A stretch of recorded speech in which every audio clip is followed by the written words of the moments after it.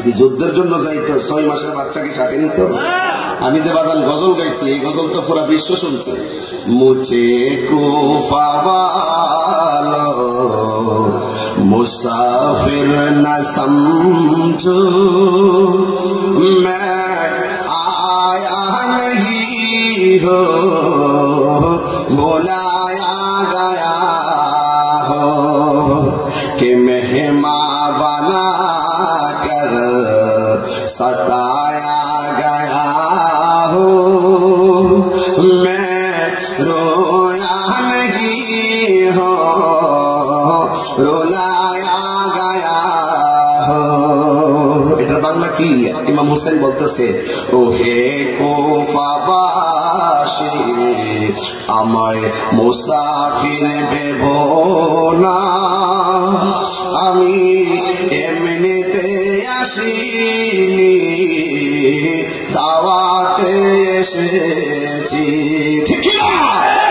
खुदा जाने कैसी है मेज़बानी बहादुर प्यास कहे बंद पानी मुक़द्दर में है हौज़ कौसर का पीना मैं प्यासा नहीं हूँ पिलाया गया हो। अल्लाहु আকবার। এটার বাংলা কি?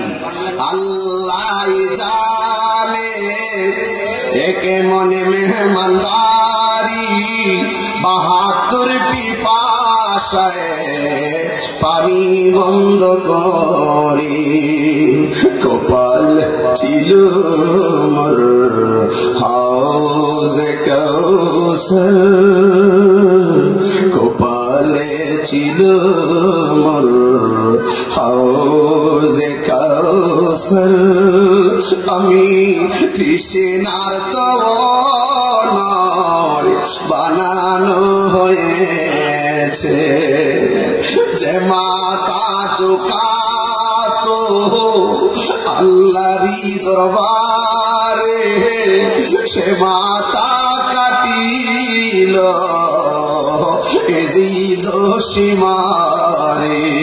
ঠিক না? যে মাথা চুকাতো আল্লাহরই দরবারে সে মাথা কাটিল এজিদ সীমারে।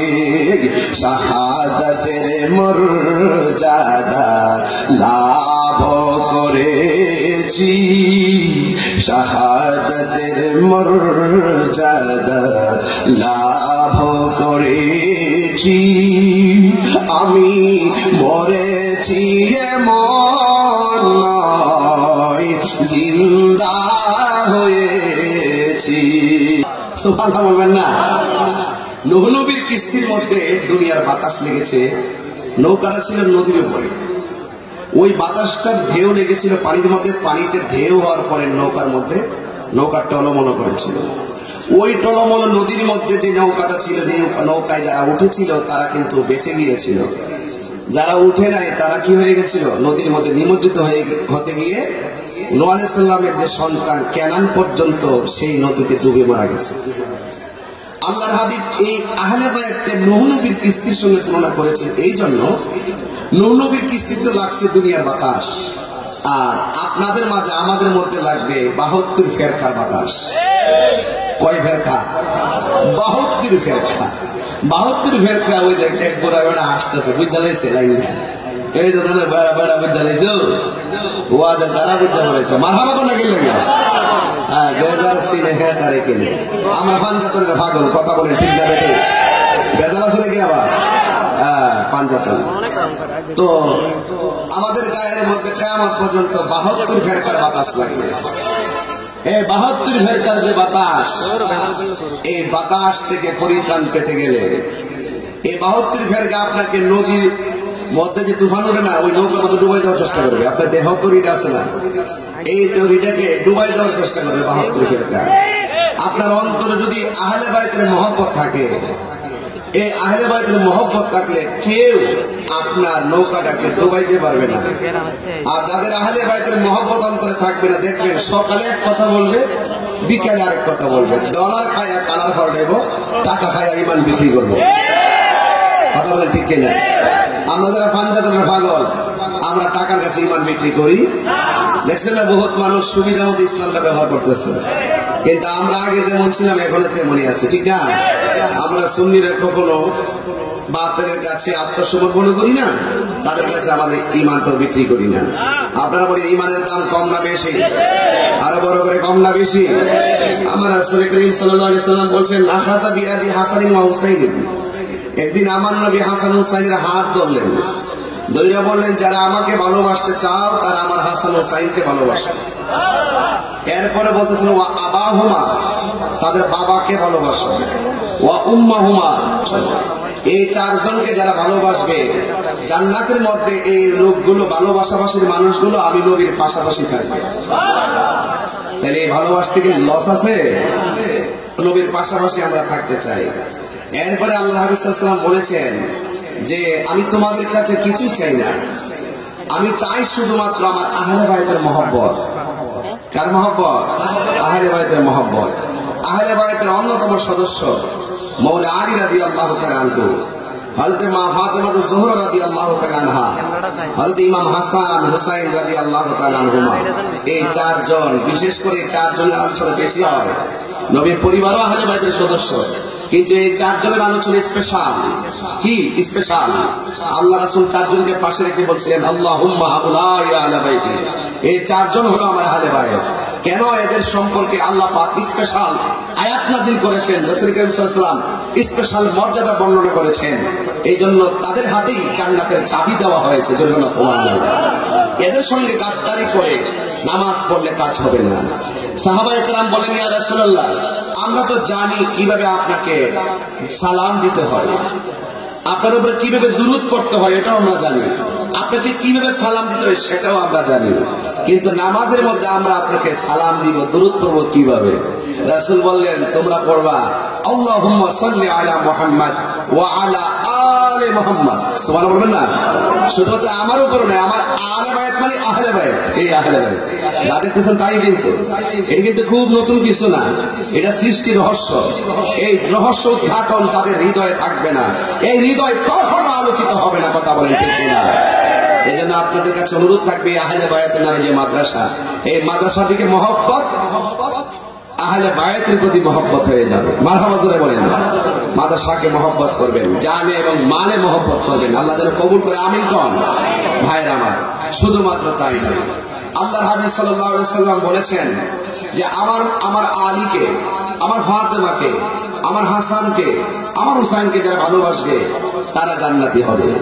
তো রাসূল সাল্লাল্লাহু আলাইহি ওয়াসাল্লাম কে মৌলা আলী রাদিয়াল্লাহু আনহু প্রশ্ন করলেন, ইয়া রাসূলুল্লাহ, যারা আমাকে ভালোবাসে, যারা আমাকে ভালোবাসে তাদের ব্যাপারটা কি? তখন রাসূল সাল্লাল্লাহু আলাইহি ওয়াসাল্লাম বললেন, তোমাকে যারা ভালোবাসে তারাও জান্নাতি। সুবহানাল্লাহ। মানে কতটুকু হিসাব নিকাশ। রাসূল বলেন, কেউ যদি ওদের কষ্ট দেয় যেন কষ্ট দেয় আমায়। রাসূলুল্লাহ আহলে বাইতকে কষ্ট দিলে নবীকে কষ্ট দেওয়া হয়, নবীকে কষ্ট দেওয়া হলে আল্লাহ কষ্ট পায়। এই জন্য রাসূল বলেছেন, মান আহাব্বা আলীয়ান ফাকাদ আহাব্বানি, যে আমার আলীকে ভালোবাসলো সে যেন আমি নবীকে ভালোবাসলো। ওয়া মান আহাব্বানি ফাকাদ আহাব্বাল্লাহ, যে ব্যক্তি আমার আলীকে ভালোবাসলো, আমি নবীকে ভালোবাসলো, যে আমি নবীকে ভালোবাসলো সে আমার আল্লাহকে ভালোবাসলো। ওয়া মান আবগাদা আলীয়ান ফাকাদ আবগাদানি, ওয়া মান আবগাদানি ফাকাদ আবগাদাল্লাহ, যে ব্যক্তি আমার আলীকে কষ্ট দিল সে যেন আমি নবীকে কষ্ট দিল, আমি নবীকে যে কষ্ট দিল সে যেন আল্লাহরে কষ্ট দিল। এই জন্য মৌলা আলীকে ভালোবাসা ইমানের অবিচ্ছেদ্য অংশ, পাকে পাঞ্জাতনকে ভালোবাসা ইমানের অবিচ্ছেদ্য অংশ। কোন সুন্নি ভাই পাকে পাঞ্জাতনের বিরোধিতা করতে পারে না। আরো যখন পারে না। এই জন্য যুবক ভাইয়ের আমার, আল্লাহর হাবিব সাল্লাল্লাহু আলাইহি সাল্লাম যখন নামাজে যেতেন, হযরত ইমাম হুসাইন রাদিয়াল্লাহু তাআলা আনহু, ইমাম হাসান রাদিয়াল্লাহু তাআলা আনহু একজন এই ডান কাঁধে আরেকজন বাম কাঁধে এইভাবে বসে বসে প্রতিযোগিতা করতেন। আল্লাহর হাবিব হাত দিয়ে এইভাবে ধরে উঠতেন, আবার সিজদা যেতেন। নামাজ শেষ হওয়ার পরে আবার পিছন দিক দিয়ে কাঁধে এনে রাসূল পাকের উরু মুবারকে কুল মুবারকে বসায় দিতেন। যদি বলেন না সুবহানাল্লাহ। তো এই আহলে বায়াতের প্রতি মহব্বত আমাদের দরকার আছে না নাই? একটু বড় করে বলুন, আছে না নাই? এই জন্য আমার যুবক ভাইরা পায়ে হাত দিয়ে বলবো, জীবন অত্যন্ত সংকীর্ণ। যে কোনো মুহূর্তে আমাদেরকে চলে যেতে হবে, আমাদেরকে পৃথিবী ছেড়ে চলে যেতে হবে। আমার ভাইরা অনুরোধ করে বলবো, আজকের এই মাহফিল গতানুগতিক অন্য কোনো মাহফিলের উদ্দেশ্যের মতো নয়। এই মাহফিলটা হলো মাদ্রাসার স্রেফ প্রচারের জন্য। যে প্রচারটা আপনারা দেখে গেছেন যে ভিত্তিপ্রস্তর, আজকে সেই মাদ্রাসার দৃশ্যমান ভবন। আগামীতে যখন আসবেন দেখবেন যে এই মাদ্রাসার ছাত্ররাই আমাকে রিসিভ করছে এবং উলামায়ে কেরামদেরকে রিসিভ করছে। আপনাদেরকে বসার জন্য চট বিছাই দিচ্ছে। এরা হবে মাদ্রাসার শুধু ছাত্র নয়, এরা হবে সুন্নিয়তের সৈনিক। কথা বলেন ঠিক না? আমার বাবারা অনুরোধ করে বলবো, এই সৈনিক হওয়ার রাস্তা করে দিয়েছেন, আপনাদের সন্তানকে মাদ্রাসায় ভর্তি করাবেন। পাশাপাশি মসজিদের সৌন্দর্য হলো মুসল্লি, ওয়াজের সৌন্দর্য হলো শ্রোতা, শিক্ষা প্রতিষ্ঠানের সৌন্দর্য হলো ছাত্রছাত্রী। স্বাধীনতা অর্জনের চেয়ে রক্ষা করা অনেক কঠিন। আপনাদের হুজুর, আমাদের হুজুর এই মাদ্রাসা দিয়ে গেছেন। এই মাদ্রাসা আপনারা ধরে রাখবেন, আপনারা এই মাদ্রাসা দেখে রাখবেন। সবাই রাজি আছি না নাই? বলেন আল্লাহ রাজি না নাই? সবাই আমার সাথে সাথে মহব্বতের সাথে বলেন, তুমি জীবন তুমি মরণ। সবাই তুমি জীবন তুমি মরণ।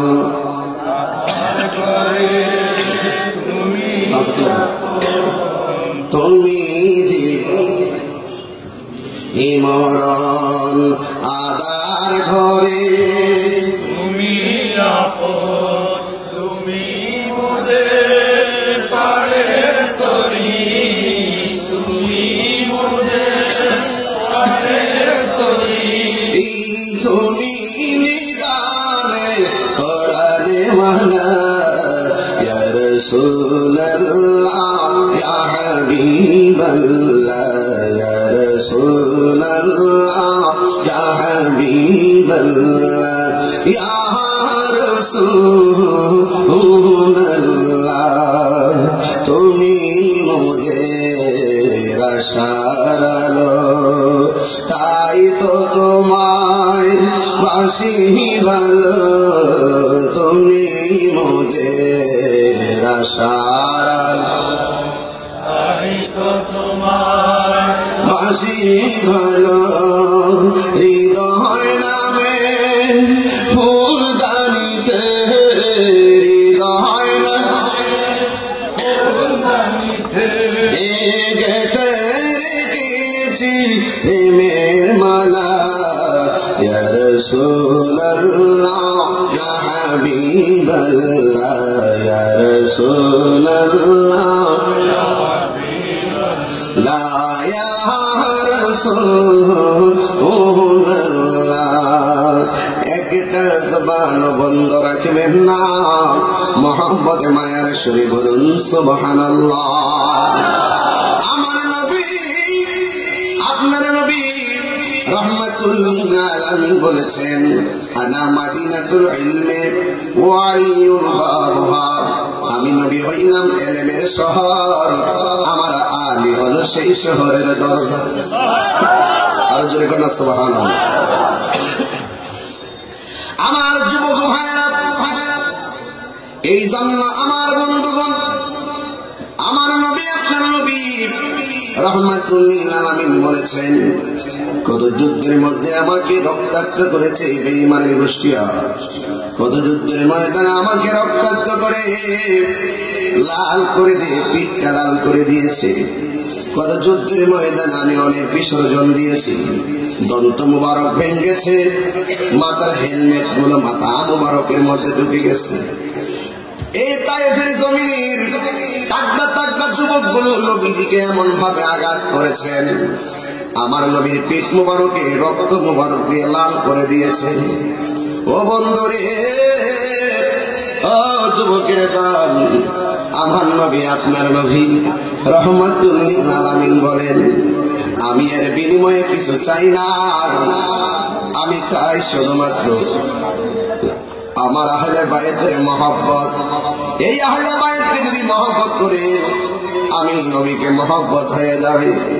এই জন্য আমার এই কেশরকোটের বন্ধুরা, আমি পাঞ্জাতনে কিছু স্মৃতিচারণ করলাম বোঝার জন্য। মৌলা আলী সাধারণ না, মা ফাতেমাও সাধারণ না। আমার নবী একদিন মসজিদের মধ্যে বসা, জিবরাইল আলাইহিস সালাম নবীর কাছে আসলেন। আয়েশা ডাক দিয়া কে, নবী গো, আমার আল্লাহ আপনাকে সালাম দিয়েছেন। আমরা সালাম দিলে অনেকের কোমর মাজা ব্যথা হয়ে যায়, আমার নবীজির সালাম দেখে, ইয়া রাসূলুল্লাহ, নবী গো, আল্লাহ আপনাকে সালাম দিয়েছেন।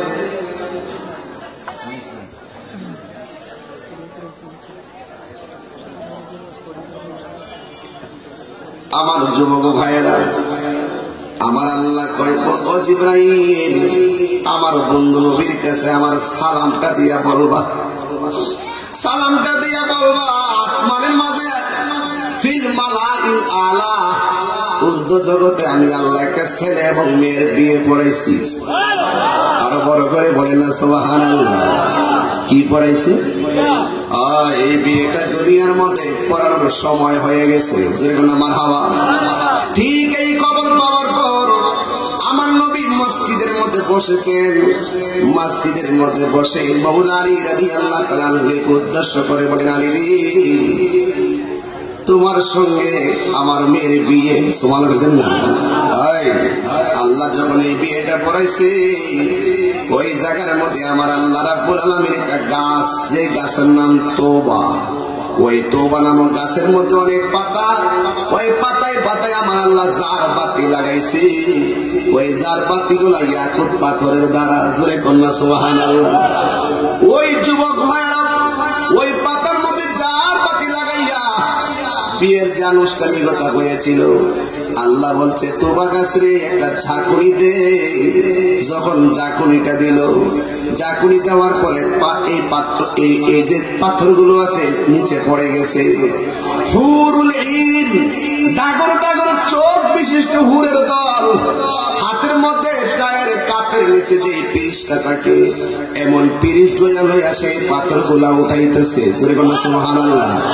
ওই পাথরগুলা উঠাইয়া উঠাইয়া আমার নবী, আপনার নবী বলছেন, ওই পাথরগুলা উঠাইয়া উঠাইয়া পর্তনের মধ্যে রাখলেন।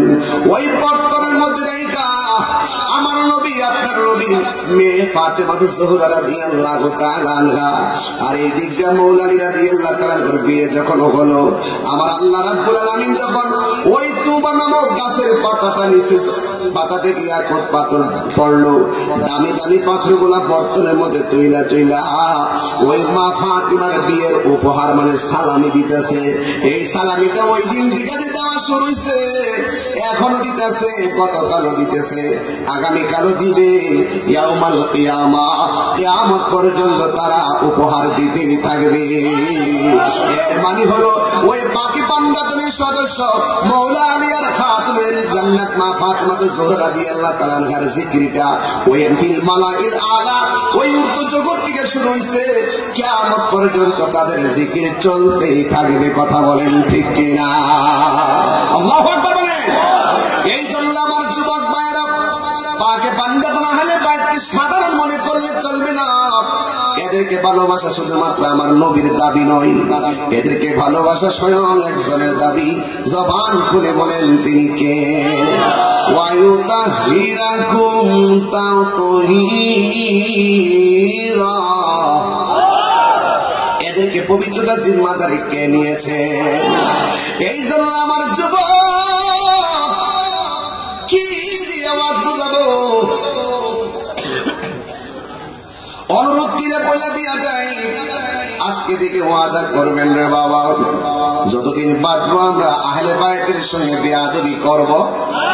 নামাজের মধ্যে দরুদ আছে না নাই? আল্লাহুম্মা সাল্লি আলা মুহাম্মদ ওয়া আলা আলি মুহাম্মদ, এরপরে কামা সাল্লাইতা। কথা কোন ঠিক কিনা? ওয়া আলা আলি মুহাম্মদ মানে আমি হলো আমার নবীর বংশধর। নামাজের মধ্যে এমপিরে সালাম দিলে নামাজ বাতিল, নামাজের মধ্যে মন্ত্রীরে সালাম দিলে নামাজ বাতিল, নামাজের ভিতরে চেয়ারম্যানকে সালাম দিলে নামাজ বাতিল, নামাজের মধ্যে বক্তাকে সালাম দিলে নামাজ বাতিল। কিন্তু নামাজের ভিতরে আমার নবীর আর আহলে বাইতকে সালাম না দিলে নামাজ বাতিল হয়ে যায়। তার মানে বিচারটা বড় কঠিন, হিসাবটা বড় কঠিন। আহলে বাইত সাধারণ নয়, আহলে বাইত হলো প্রেমিকের আত্মার খোরাক। কথা বলেন ঠিক কিনা? যারা বলে আহলে বাইতের সদস্য ইমাম হুসাইন যুদ্ধ করার জন্য কারবালা গেছে, এরা নাফরমান, যুদ্ধের জন্য যায় নাই। ইমামে আলী মুকাম গেছে দাওয়াতে। যদি যুদ্ধের জন্য যাইতো 6 মাসের বাচ্চাকে সাথে নিত। আমি যে বাজান গজল গাইছি, এই গজল তো পুরা বিশ্ব শুনছে।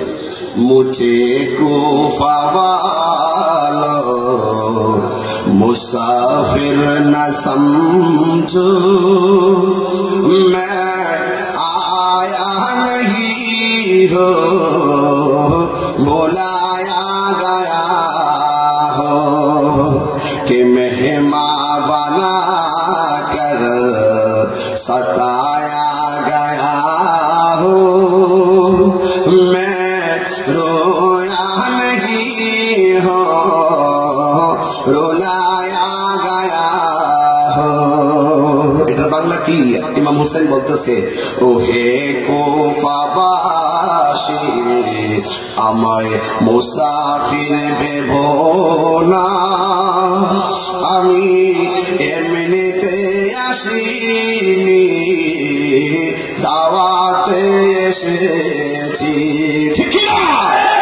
খোদা জানে कैसी है ये मेज़बानी, 72 प्यास कहे बंद पानी, मुक़द्दर में है हौज़ कौसर का पीना, मैं प्यासा नहीं हूँ पिलाया गया हो। अल्लाहु আকবার। এটার বাংলা কি?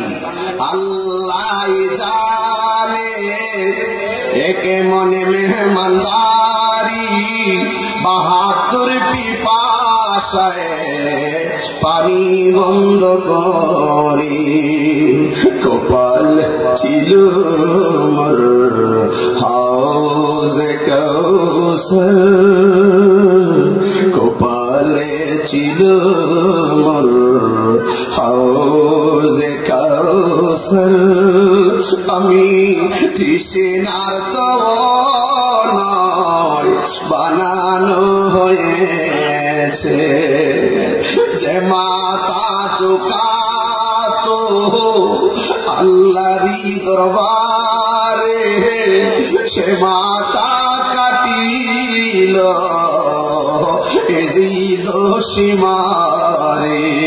ঠিক না? যে মাতা চুকাতো আল্লাহরই দরবারে, সে মাতা কাটিল এজিদ সীমারে। শাহাদাতের মর্যাদা লাভ করেছি, শাহাদাতের মর্যাদা লাভ করেছি, আমি মরেছি এমন নয় জিন্দা হয়েছি। আল্লাহু আকবার। এই যারা আল্লাহর পথে জীবন দেয় কি মরা না জিন্দা? আরে তোরা তো মনে করেছিস আমার জন্য ফুরাতের বাড়ি ভঙ্গ করেছিস, কিন্তু আমার রব আমার জন্য হাউজে কাউসার রেডি করেছে। তোরা মনে করেছিস আমার গলায় ছুরি চালিয়ে আমাকে নিঃশ্বাস করে দিয়েছিস, না। তোরা মনে করেছিস আমি মরে গেছি, না, আমি জিন্দা রয়ে গেছি। ولا تحسبن الذين قتلوا في سبيل الله امواتا بل احياء عند ربهم يرزقون। আল্লাহ বলেন আমার পথে যারা জীবন দেয় ওরা মৃত্যু নয়, ওরা হলো জিন্দা। শুধু জিন্দা নয়, ওরা জান্নাত থেকে খাবার পাইতেছে।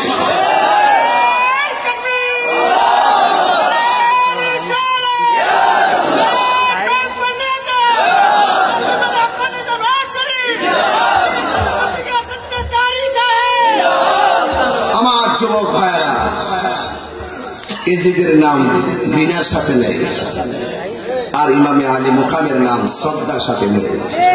ফেরাউনের নাম ঘৃণার সাথে নেই, ইব্রাহিম মুসা নবীর নাম সম্মানের সাথে নেই, আবু জাহেলের নাম ঘৃণার সাথে নেই, রসুলের শান মুহব্বতে নেই। পার্থক্য এটাই। আলো এবং অন্ধকার, এই মাদ্রাসা হলো আলো। সে আলোকে ধরে রাখবে। পৃথিবীর সব আলো চায়, যা আল হক, আলো এসেছে। এই এলাকায় কেশরকুটে একটা আলো ফুটেছে। এটা হলো আহলে বাইত হাফিজিয়া নুরানি মাদ্রাসা তিনখানা, কেশরকুট হক্কানি আঞ্জুমানি হেলালিয়া চিশতিয়া মুজাদ্দিদিয়া দরবার শরীফ। গতানুগতিক শুধু দরবার নয়, এটা আধ্যাত্মিক চর্চার কেন্দ্র। এই ছাত্রগুলো যখন বের হবে, জানেন কেমন লাগবে রাস্তাটা? আপনি বুঝেন কিছু? কত সুন্দর লাগবে আপনার ছেলেরা যখন এক ড্রেস পরে ঘুরবে। ওরা যখন এই মাঠটাতে অ্যাসেম্বলি করবে, ওই সড়ক থেকে দেখা যাবে যে ফুটন্ত গোলাপ ফুল যেন এখানে ফুটেছে। ঠিক কিনা বলে? এটা একটা আলো। আলো এটাকে ধরে রাখবেন। আমরা আলো চাই। কি চাই? যা আল হক, এই আলো এসেছে, সত্য এসেছে। আর এই সত্যের দ্বারা এই দেশের জুলুম, নির্যাতন, অন্ধকার, নিন্দা, ঘৃণা, হিংসা সব দূর হয়ে যাবে। এটা আমরা চাই কি চাই না? আরো যেটা চাই কিনা? ওরা যখন রাস্তা দিয়ে হাঁটবে, আপনি কি সারপ্রাইজ দিবেন? ফেরেশতারা তাদের নূরের পাকাগুলা তাদের পায়ের নিচে বিছাইয়ে দিবেন। আপনি জানেন ওরা কি হবে? আপনার বাবাকে কবরে শোয়াইছেন না, আপনার মিলাদের জন্য তো লুবি পান না, দেখবেন ওরা যখন লাইন ধরে গুরুস্থানে গিয়ে দোয়াটা করবে, আহারে এদের কারণে তলাবলি লেনদের কারণে আল্লাহ পাক কবরে আযাব হালকা করে দিয়েছে। খুব মনোযোগ দিয়ে কথাগুলো শুনেন, দরকার আছে। এই যে আপনার এক হেলালি হুজুর সারা দেশ নয়, সারা বিশ্বকাপ আয়, এখনো বাহিরে যায়, এখনো প্রতিদিন 2-3টে প্রোগ্রাম কন্টিনিউ। একমাত্র প্রোগ্রামের ব্যস্ততার কারণে আপনাদের সময়টা দিতে পারে না, শুধু প্রোগ্রামটার ব্যস্ততা। এখানে খেদমত করে আবার চলে যায় আরেক জায়গায়, এই সিলেট, এই বাহিরে যাচ্ছে। এই যে হুজুরদের ওয়াজ আমরা নিচে বসে বসে প্রায় 22 থেকে 25 বছর 30 বছর এখনো শুনি বসে, মারহাবা কম।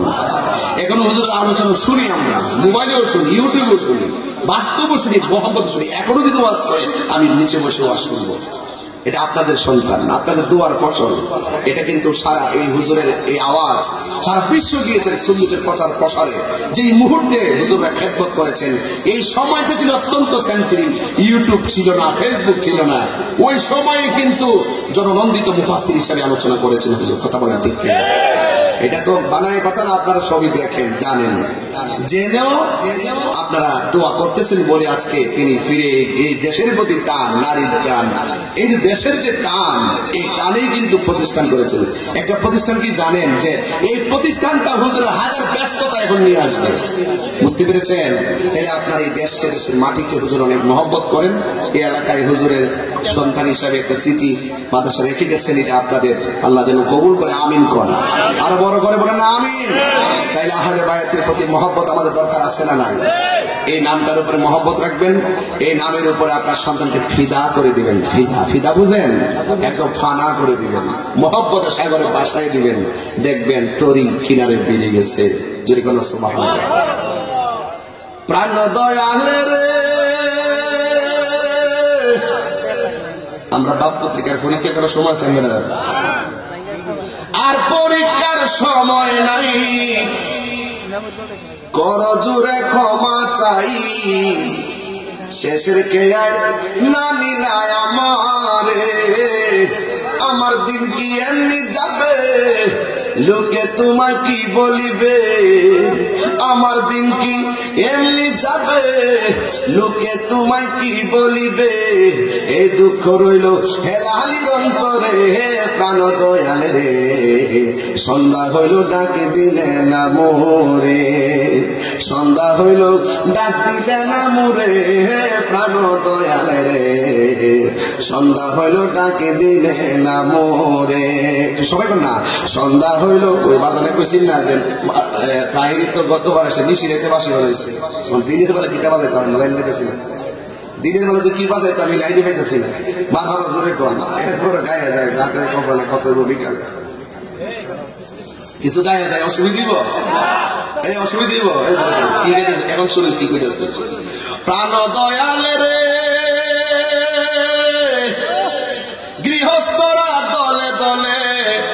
হাঁস মুরগি কত পারেনি বাপরে লন্ডন থেকে এসে নাকি তো হ্যাঁ ওই যে ফুসকুড়ি কক করতেছে ওই সুই সুই সুই সুই সুই সুই হ্যাঁ মালিকের হাঁস পালতেছে সন্ধ্যা যখন হাঁস দিলে না তখন খুঁজাতে গাড়ি আমার হাঁসটা গেল বউ কি গো ডলির মা তারা পাইতাম না মুরগা ডাইছি নিল খবর লনি লনি লনি কথা লয়নি খানা একটা মুরগা পালেন দিবে দিতে পারছে বলে এই মুরগি ঘরে না দিলে ছাগলটা যদি বাইতে না সারা দুনিয়া মাইকিং করে মসজিদে করেন না মাইকিং করে তো পরে সারা দুনিয়া গরুটা নাইলে সারা দুনিয়া করেছে আরে আমার গরুটা দেখছো তুমি কত ওই যে ইডি করেছি প্রাণ দয়াল রে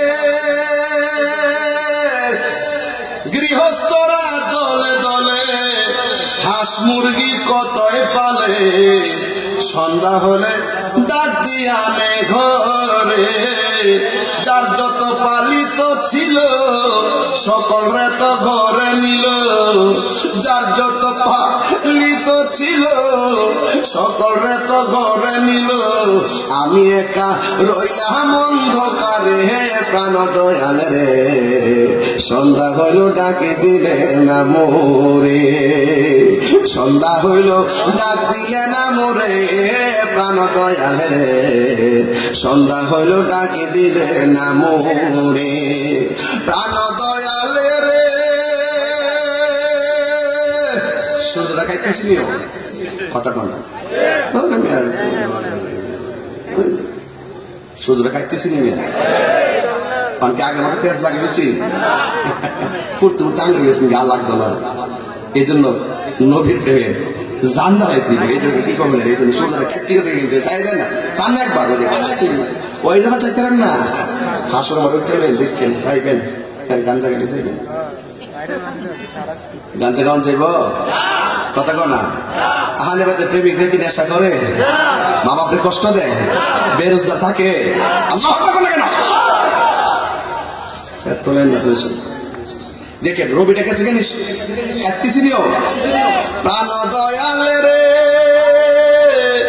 রবি গেল অস্ত চলে পার ঘাটায় পার হব বলে কত ঘাটে করেছি প্রার্থনা আধারে গিল ধরা পথ দেখি না দিশে হারা আধারে গিল ধরা পথ দেখি না দিশে হারা হাত ধরে পথ কে দেখাবে মোরে প্রাণ দয়াল রে সন্ধ্যা হইল ডাকি দিলে না মোরে সন্ধ্যা হইল ডাকিলে না মোরে প্রাণ দয়াল রে সন্ধ্যা হইল ডাকি দিলে না মোরে জোরে জোরে কি আল্লাহু আকবার বলা যাবে না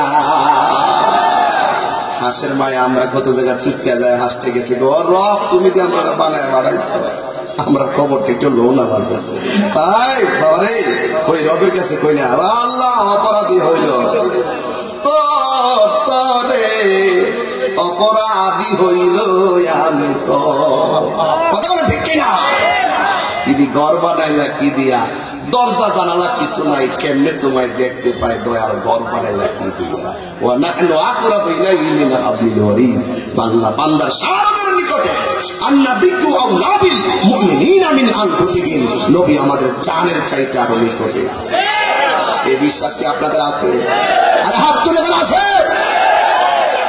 না